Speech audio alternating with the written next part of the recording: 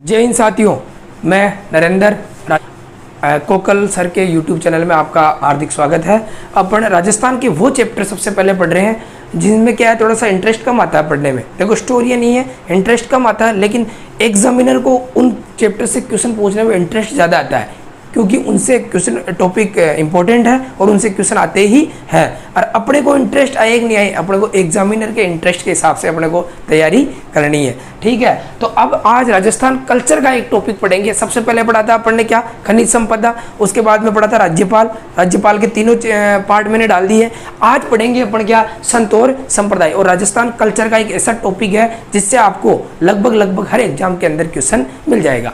ठीक है, तो कौन सा क्या पढ़ रहे हैं आज अपन, एक टॉपिक संत और संप्रदाय। अब संत और संप्रदाय जो स्टार्ट होते हैं भाई भक्ति से होते हैं, भक्ति से। ठीक है, और ये भक्ति कितने प्रकार की होती है, भक्ति दो प्रकार की होती है भाई।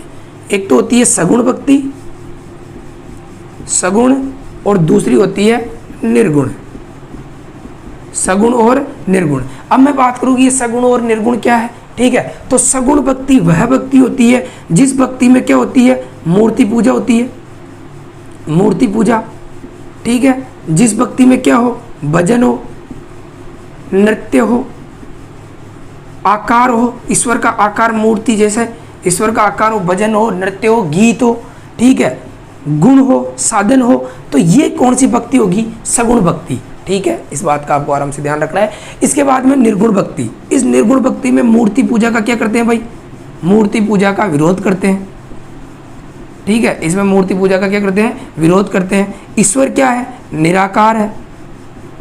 ईश्वर क्या है, निराकार। तो अपने को यह ध्यान रखना है कि राजस्थान के अंदर, ठीक है, कौन कौन से भक्त ऐसे हैं जो सगुण भक्ति पर बल दिया और कौन कौन से भक्त ऐसे हैं जो निर्गुण भक्ति पर बल दिया।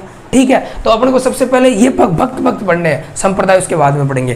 तो ऐसे कौन से भक्त हैं जिसने सगुण भक्ति पर बल दिया।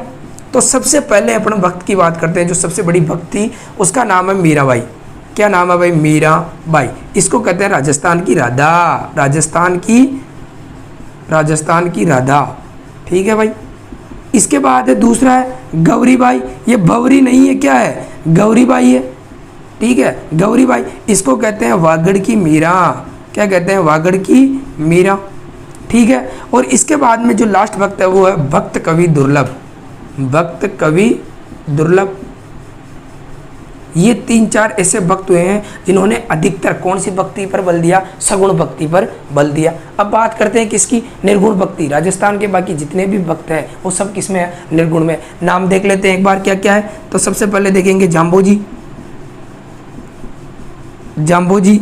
इसके बाद में दादू दयाल, दादू दयाल के शिष्य हैं रज्जब पठान, सुंदर दास। फिर इसके बाद में बात करते हैं अपन लाल दास जी, जसनाथ जी। फिर इसके बाद में बात करते हैं अपन, देखो जाम्बोजी हो गया, दादू दयाल हो गया, रज्जब पठान, सुंदर दास, लाल दास जी, जसनाथ जी, संत धन्ना, संत पीपा, रेदास, रामानंद। ये ऐसे संत हैं जिन्होंने सब किस पे बल दिया भाई, निर्गुण भक्ति पर बल दिया। ठीक है, अब अपन बात करते हैं, सगुण और निर्गुण दोनों हो गए।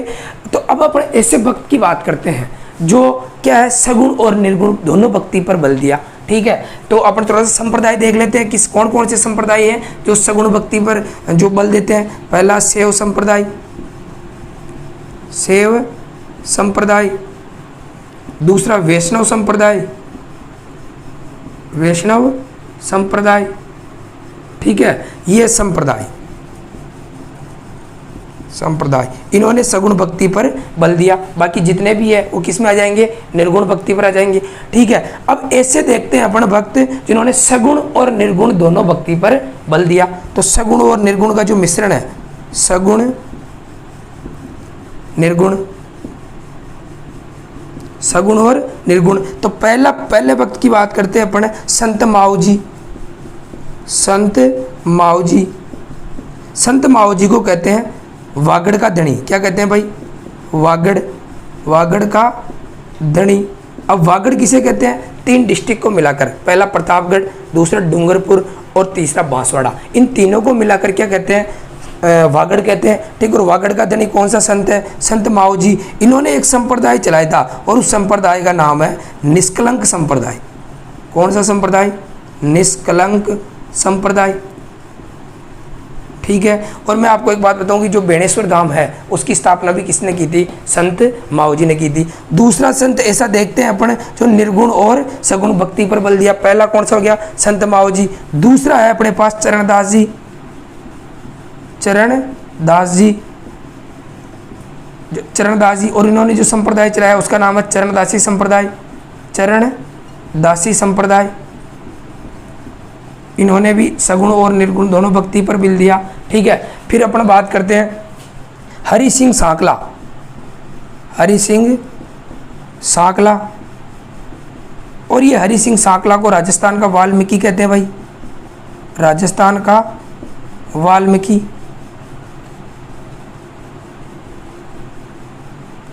और इन्होंने जो संप्रदाय चलाया है निरंजन संप्रदाय।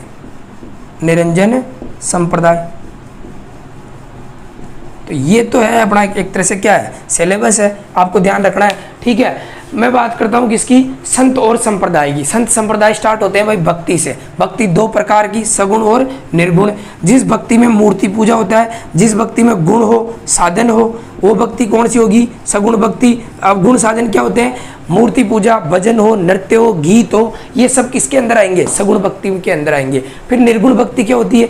वह भक्ति जिसके अंदर क्या होता है? मूर्ति पूजा का विरोध होता है, ईश्वर का कोई आकार नहीं होता, ईश्वर निराकार होता है, आत्मा को ही क्या मानते हैं? परमात्मा मानते हैं। ठीक है। फिर अपन भक्त की बात करें तो मीराबाई और गौरीबाई और भक्त कवि दुर्लभ, ये सब क्या है? सगुण भक्ति पर बल देने वाले भक्त हैं। फिर अपन बात करें निर्गुण भक्ति पर बल देने वाले भक्त, जाम्बो जी, दादू दयाल, रज्जब पठान, सुंदरदास, लालदास जी, संत दन्ना, ये अपन एक एक उठा के आराम से इनको पढ़ेंगे। ऐसे कौन से संप्रदाय है जो सगुण भक्ति पर बल देते हैं? शैव संप्रदाय और वैष्णव संप्रदाय। शिव जी भगवान को मानने वाले शैव संप्रदाय और विष्णु भगवान को मानने वाले वैष्णव संप्रदाय। ठीक है। और ऐसे कौन से संत हैं जिसने सगुण और निर्गुण दोनों भक्ति पर बल दिया? तो सब पहले बात करते हैं अपन किसकी? संत मावजी की। तो संत मावजी है, वागड़ का धनी कहते हैं इसको, इसने निष्कलंक संप्रदाय चलाया था। ठीक है। और बेणेश्वर धाम की स्थापना भी संत मावजी ने की थी। और इसके बाद में चरणदास जी, इन्होंने चरणदासी संप्रदाय चलाया था। और चरणदासी संप्रदाय की जो प्रधान पीठ है वो नई दिल्ली में। ठीक है। हरि सिंह सांकला, इसकी बात करते हैं राजस्थान का वाल्मीकि कहलाता है। और इसने कौन सा संप्रदाय चलाया? निरंजन संप्रदाय चलाया। तो ये तो हो गई अपनी क्या है कि कौन सा संत सगुण है, कौन सा निर्गुण है। अब पढ़ते हैं अपन एक एक भक्त को। ठीक है भाई, इसका स्क्रीनशॉट ले लेना भाई, इससे क्वेश्चन आ सकता है कि कौन सा भक्त है जो सगुण है, कौन सा निर्गुण है। ठीक है।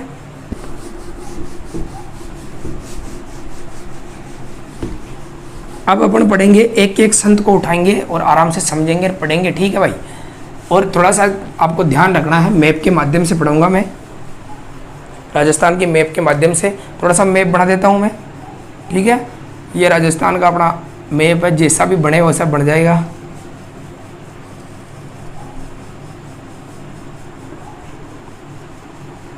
ये राजस्थान का क्या हो गया भाई? मैप हो गया। ठीक है। अब अपन एक संत पढ़ रहे हैं, संत का नाम अभी आ जाएगा क्या, कौन सा संत पढ़ रहे हैं। यहाँ पे एक डिस्ट्रिक्ट है, उसका नाम है नागौर। डिस्ट्रिक्ट का नाम क्या है भाई? नागौर। और यहाँ पे एक डिस्ट्रिक्ट है, उस डिस्ट्रिक्ट का नाम है पाली, जो सबसे ज़्यादा जिलों से सीमा बनाता है। अंतर्वर्ती जिला है पाली, 8 डिस्ट्रिक्ट से क्या बनाता है? सीमा बनाता है। अब मैं बात करूँ कि नागौर की, तो नागौर में एक जगह पड़ती है, जगह का नाम है भाई बाजोली। जगह का नाम क्या है? बाजोली। तहसील का नाम है मेड़ता, मेड़ता। और डिस्ट्रिक्ट का नाम क्या हो गया? नागौर। अरे डिस्ट्रिक्ट का नाम क्या हो गया? नागौर। पाली की बात करूं मैं तो पाली के अंदर एक जगह पड़ती है, जगह का नाम है कुड़की। क्या नाम है? कुड़की। तहसील का नाम जैतारण और डिस्ट्रिक्ट का नाम पाली। अब सुनना, देखो बात, आप पूरा ध्यान इधर रहना चाहिए। अगर मैं सही बता रहा हूँ, एक बार अगर वीडियो को पूरा देख लिया ना तो कहीं पे ज़िंदगी में वापस ये टॉपिक पढ़ने की ज़रूरत नहीं है। ठीक है। तो अब यहाँ बात कर रहे हैं अपन किसकी? नागौर की। तो बाजोली का एक जागीरदार था, उस जागीरदार का नाम था रतन सिंह। क्या नाम था भाई? रतन सिंह। ठीक है।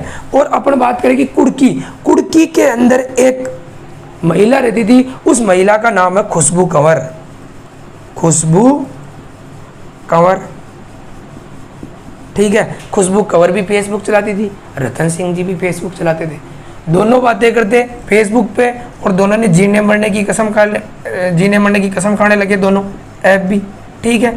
और दोनों ने जीने मरने की कसम खाने लग गए, तो अब लास्ट में क्या होगी दोनों की, दोनों ने शादी कर ली, भाई हम तो शादी करेंगे, कुछ भी हो जाए चाहे, तो घर वालों ने दोनों की शादी करा दी, ये शादी, बीच में लिख देते हैं संग, ठीक है। इधर कौन है, रतन सिंह, इधर कौन है, खुशबू कंवर, दोनों की क्या हो गई, शादी हो गई। अब शादी होने के थोड़े दिन बाद ही एक घटना हुई, बहुत ही भयंकर घटना हुई थी 1498 में। अरे घटना कब हुई, 1498 में, कौन से गांव के अंदर, कुर्की गांव के अंदर। और घटना में क्या हुआ था, जन्म, अरे क्या हुआ था भाई, जन्म। और जन्म किसका हुआ, मीरा का। अरे किसका जन्म हुआ, मीरा का। तो अपने कौन से संत पढ़ रहे हैं अपन, मीरा, मीरा का जन्म 1498 में, कुर्की, तहसील पूछे तो जैतारण, जिला पूछे तो पाली। अब ये मीरा का जो जन्म हुआ था इसके ननियाल पक्ष में हुआ था, ठीक है। आपको ध्यान रखना है, महिला, राजस्थान के अंदर क्या होता है, महिला की फर्स्ट जो डिलीवरी होती है वो कहाँ होती है, जो उसके पियर में होती है। तो इसका खुशबू कंवर का पियर क्या, कुर्की, कुर्की के अंदर मीराबाई का जन्म 1498 में होता है। अब आपको ये भी ध्यान रखना है कि 1498 में मीराबाई का जन्म हुआ, और भारत की खोज भी कब हुई, 1498 में। किसने की, वास्को डी गामा ने। अब देखते हैं रतन सिंह, ये बाजोली का जागीरदार है। रतन सिंह के पापा का नाम था राव दूधा, क्या नाम था भाई, राव दूधा। मीरा का दादा, जैसे ही मीरा एक महीने की होती है, मीरा को कुर्की से कहाँ ले जाता है, बाजोली में ले जाता है। तो मैं आपको क्वेश्चन पूछूं कि मीरा का जन्म कुर्की में हुआ है, लेकिन मीरा का जो लालन पालन हुआ था, लालन पालन, ये कहाँ हुआ था, लालन पालन ये हुआ था भाई बाजोली के अंदर, ठीक है। कंफ्यूज नहीं होना, मीरा का दादा राव दूधा, अरे मीरा का दादा दूधा, दादा दूधा, ठीक है। ऐसे अपने को याद रखना है। और फिर मैं बात करूं, यहां लिख देता हूं मीरा, ठीक है, मीरा लिख देता हूं। तो मीरा के बाद में तो मीरा का गुरु रस से हो जाएगा रेदास। अरे मीरा का गुरु कौन है भाई, रेदास है। रेदास जाति का क्या था, चमार। अरे जाति का क्या था, चमार, चमार जाति का था ये, ठीक है। कहाँ का रहने वाला था, काशी। और ये काशी कहाँ पड़ती है, यूपी के अंदर। रेदास की छतरी कहाँ है, चित्तौड़गढ़ दुर्ग में। कहाँ है भाई, चित्तौड़गढ़, चित्तौड़गढ़ दुर्ग में इसकी छतरी है। ये मीरा का क्या था, गुरु। अरे क्या था भाई, रस से क्या हो जाएगा, रेदास। और ये क्या था, गुरु, किसका, मीरा का। मीरा का जो बचपन का जो शिक्षक था उसका नाम था पंडित गजाधर, गजाधर। ये इसके बचपन का क्या था, गुरु, बचपन का शिक्षक कह सकते हो और बचपन का गुरु कह सकते हो, ठीक है। अब मैं बात करूं कि मीरा, मीरा के जो बचपन का नाम था, बचपन का नाम ये था, इसका नाम पेमल। क्या नाम था, पेमल। आपको ध्यान रखना, पेमली बोर खाती थी, इस वजह से बचपन का नाम क्या रख दिया, पेमल रख दिया। अब मैं बात करूं कि मीराबाई, एक दिन स्टोरी है, थोड़ी सी स्टोरी समझना आप। मीराबाई एक दिन छत पे खड़ी थी भाई, कहाँ खड़ी थी, छत पे। यहाँ से निकल रही थी बारात, नागिन डांस करते हुए, आगे पीछे पीछे क्या था, दूल्हा, और आगे आगे क्या थी, बारात। तो मीराबाई की जो फोकस था, मीराबाई का दूल्हे पे था, वो जो बारात में जो दूल्हा था उसके ऊपर मीरा का फोकस था। यहाँ मीराबाई की दादी खड़ी थी, ठीक है। तो फिर मीराबाई ने पूछा कि दादी मेरा दूल्हा कौन है। तो इसकी दादी ने कहा कि तेरा दूल्हा कौन है। पास में ही एक मूर्ति पड़ी थी गिरधर गोपाल की।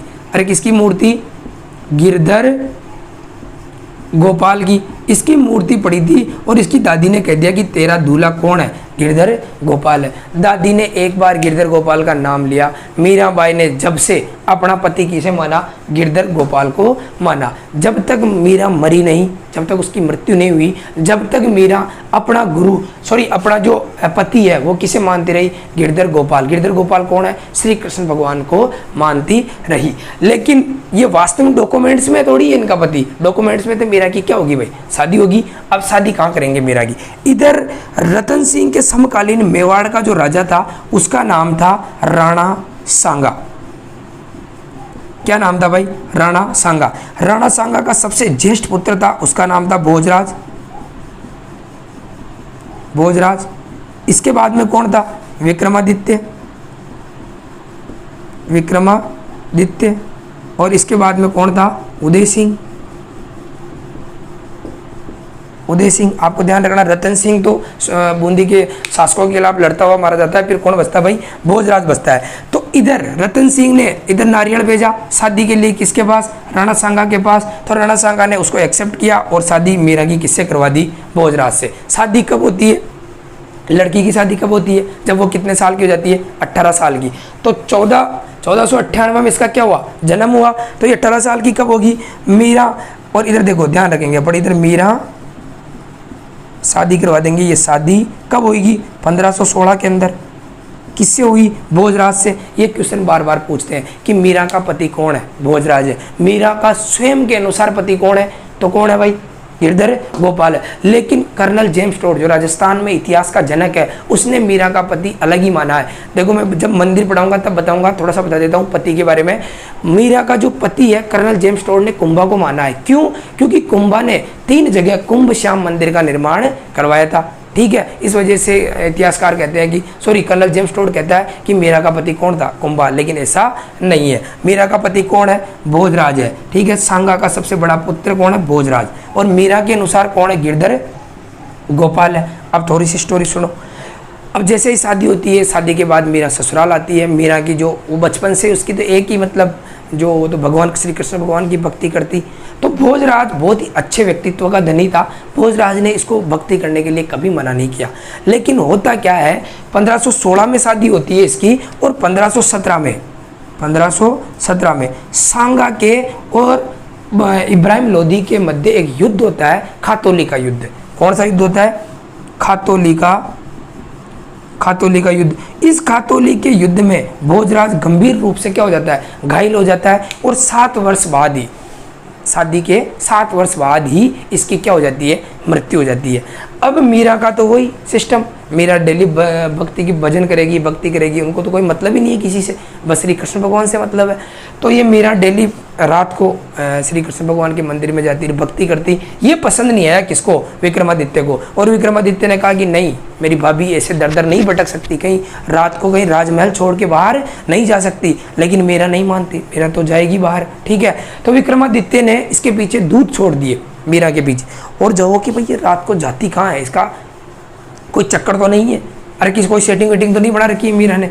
तो ये जो क्या नाम है इसका, दूध जाता है और मीरा को देखता है मंदिर में। तो ये श्री कृष्ण भगवान से फेस टू फेस क्या कर रही थी, जैसे बातें कर रही है, ऐसे वो नृत्य कर रही थी, गीत गा रही थी और मगन हो रही थी। ठीक है, तो अब क्या है कि उसने विक्रमादित्य के दूत ने देखा, तो इसने तो वास्तव में क्या बना रखी है, सेटिंग बना रखी है, और ये तो मंदिरों में जाके बातें करती है। ये जाके विक्रमादित्य को बोल देता है। तो विक्रमादित्य क्रोधित हो जाता है और विक्रमादित्य ने इसको धीरे धीरे करके सहन करके यातनाएं देना स्टार्ट कर दिया। तो आपने सुना ही होगा, जहर का प्याला राणा ने भेजा पीवत मीरा हंसी रे, मैं तो अपने दास की हो गई दासी रे। जहर का प्याला पी जाती है वो, और उसके जो रूम होता है उसके अंदर फूलों की टोकरी में सांप छोड़ देते, तो वो मीरा को काटते ही नहीं है, क्योंकि मीरा के जो माथे पर हाथ है वो किसका है भाई, गिरधर गोपाल का है। तो मीरा डेली इस राज परिवार से परेशान हो गई कि मेरे को ये तो धीरे धीरे करके यातनाएं देना स्टार्ट कर दिया। मीरा यहाँ से मेवाड़ से रवाना हो जाती है। कहाँ से रवाना हो जाती है, मेवाड़ से रवाना होकर मीरा सीधी चली जाती है पुष्कर। कहाँ चली जाती है, पुष्कर, अजमेर चली जाती है। और अजमेर में मीरा के रहने की तानमान नहीं आती है। तो मीरा पुष्कर से सीधी चली जाती है भाई वृंदावन। कहाँ चली जाती है, वृंदावन। और वृंदावन में जाकर मीरा शरण लेती है कुछ दिन के लिए। वृंदावन में श्री कृष्ण भगवान की एक जबरदस्त तरीके से भक्ति करता था, उसका नाम था रूप गोस्वामी। क्या नाम था भाई, रूप गोस्वामी। तो मीरा रूप गोस्वामी से मिलने गई, तो रूप गोस्वामी के द्वारपाल ने कहा कि भाई उन्होंने एक प्रतिज्ञा ले रखी है कि भाई मैं स्त्रियों का मुंह नहीं देखूंगा। तो मीरा ने एक डायलॉग मारा था उसके द्वारपाल के पास, और ये कहा था कि वृंदावन के अंदर अगर कोई पुरुष है तो वो श्री कृष्ण भगवान है, कोई दूसरा पुरुष पैदा हो गया क्या।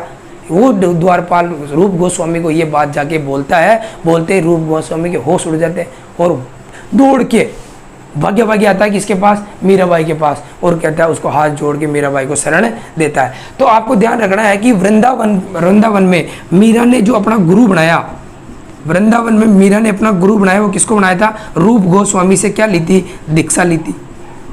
ठीक है। अब यहाँ से मीराबाई कुछ दिन रुकती है। इतिहासकारों के अनुसार मीरा का जो अंतिम समय है वो कहाँ बीता था?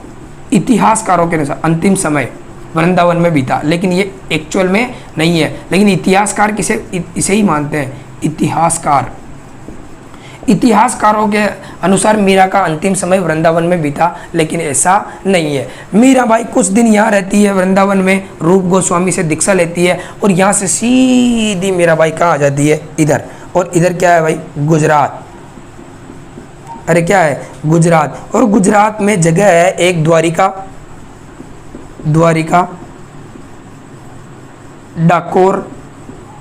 डाकोर द्वारिका में एक मंदिर है, रणछोड़ जी का मंदिर, रणछोड़ जी के मंदिर में आ जाती है मीराबाई और यहाँ आके रहने लग जाती है। भगवान की भक्ति करती, बढ़िया रहती, कोई दिक्कत नहीं थी। लेकिन उदय सिंह को, विक्रमादित्य को किसने मार दिया था? ध्यान रखना, बनवीर ने इसको मार दिया था। लेकिन पन्नादाई ने किसे बचा लिया? उदय सिंह को बचा के, कुंभलगढ़ के आशा देवपुरा को सौंप के उदय सिंह को बचा लिया था। तो उदय सिंह को लगा कि मेरी जो भाभी है वो दर दर भटक रही है, तो उदय सिंह ने सूरदास चंपावत के नेतृत्व में, किसके नेतृत्व में भाई? सूरदास चंपावत के नेतृत्व में एक टोली मीरा को लेने के लिए कहाँ भेजी? रणछोड़ जी के मंदिर द्वारिका डाकोर में भेजी। लेकिन मीरा तो राज परिवार से परेशान थी पहले ही। तो मीरा ने 1546 के अंदर, एक्चुअल डेट मिलती नहीं है, 1546 के अंदर ऐसे कहते हैं कि मीरा रणछोड़ जी के मूर्ति के अंदर क्या हो गई? विलीन हो गई। तो ये अपनी मीरा की क्या है भाई? पूरी स्टोरी है। एक बार वापस क्विक रिवाइजन करते हैं, ठीक है। तो आपको मैं ध्यान रखना है, मीरा का गुरु रैदास काशी का चमार था, जाति से चमार, और यूपी का था। यूपी में कौन सी जगह का? काशी का। छतरी कहाँ है? चित्तौड़गढ़ दुर्ग में है। बचपन का नाम क्या है? पेमल, ठीक है। और बचपन का जो इसका गुरु शिक्षक है वो कौन है? पंडित गजाधर था, ठीक है। वृंदावन के अंदर, इधर देखो, इधर आ जाओ वापस। सबसे पहले यहाँ से नागौर में बाजोली जगह का नाम है, वहाँ का कौन है? रतन सिंह। ये रतन सिंह मीरा के पापा है और खुशबू कंवर मीरा की मम्मी है। राव दूधा मीरा का दादा है और दूधा किसका पुत्र है? जोधा का, ठीक है। तो ये सीक्वेंस चलता आ रहा है। खुशबू कंवर 1498 में मीरा का जन्म हुआ हुड़की में, तहसील जैतारण, पाली के अंदर, ठीक है। मीरा के भाई की जो वास्तविक जो शादी हुई थी वो किससे हुई थी? भोजराज से। 1516 में, 1517 में खातौली का युद्ध हो गया, इसमें के अंदर कौन मारा गया? भोजराज मारा गया। थोड़े दिनों बाद ही घायल हो गया था, थोड़े दिनों बाद इसकी क्या हो गई? मृत्यु हो गई।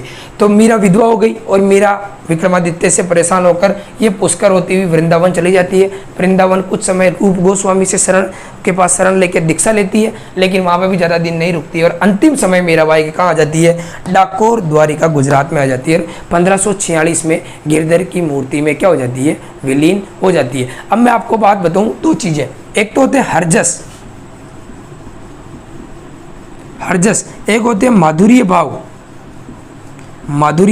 भाव। मीरा के जो भजन है वो क्या कहलाते हैं भाई? हरजस कहलाते हैं। मीरा कौन से भाव में भक्ति करती थी? तो माधुर्य भाव में क्या करती थी? भक्ति करती। ये क्वेश्चन भी बहुत बार पूछा जा चुका है कि मीरा के जो भजन है वो क्या कहलाते हैं? हरजस, हरि के जस करने वाले हरजस। और मीरा की जो भक्ति है वो कौन से भाव में थी? माधुर्य भाव में थी। अब आगे बढ़ते हैं।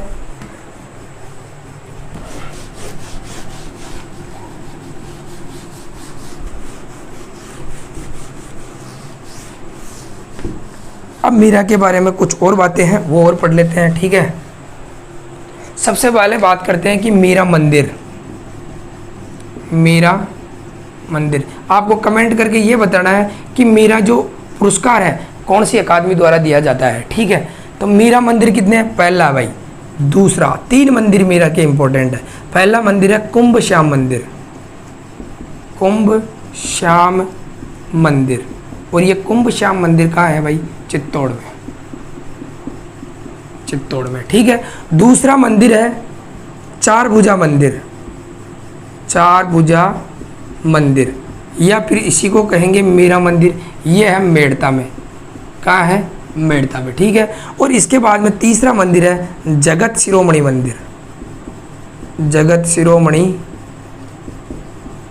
मंदिर, और ये जगत शिरोमणि मंदिर कहाँ है? आमेर के अंदर है, ठीक है। अब इसके निर्माण की बात करते हैं। कुंभ श्याम मंदिर का निर्माण करवाया था कुंभा ने। किसने करवाया? कुंभा ने। ठीक है, चार भुजा मंदिर का निर्माण करवाया था मीरा के दादा राव दूधा ने, और जगत शिरोमणि मंदिर का जो निर्माण करवाया था वो करवाया था कनकावती ने। अब ये कनकावती कौन है, क्या फिल्म है कनकावती? कनकावती है मानसिंह की पत्नी।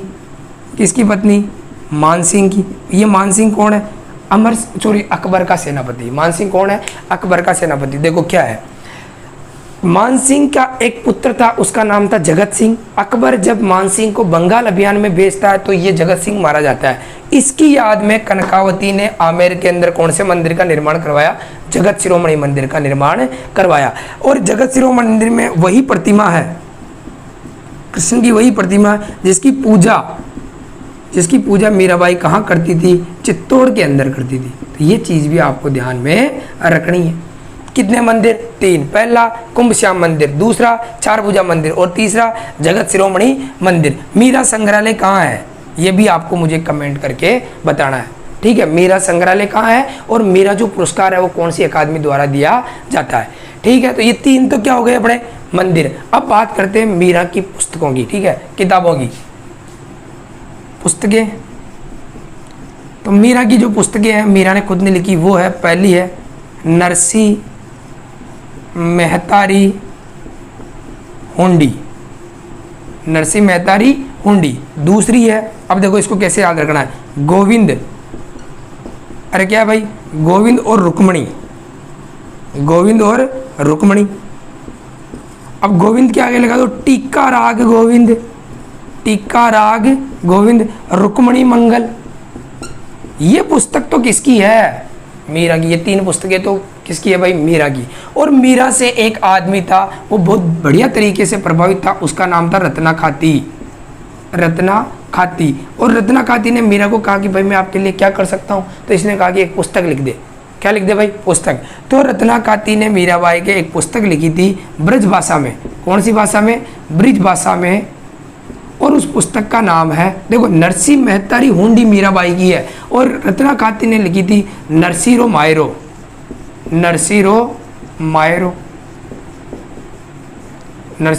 किसने लिखी थी? रत्ना खाती ने लिखी थी। तो ये अपनी जो लगभग है क्या कंप्लीट हो जाती है भाई? मीराबाई कंप्लीट हो जाती है। आगे वाला संत पढ़ेंगे अगले वीडियो में, और आपको पसंद आए तो चैनल को लाइक शेयर सब्सक्राइब जरूर कर देना। ठीक है, और शेयर ज़्यादा से ज़्यादा करना। धन्यवाद।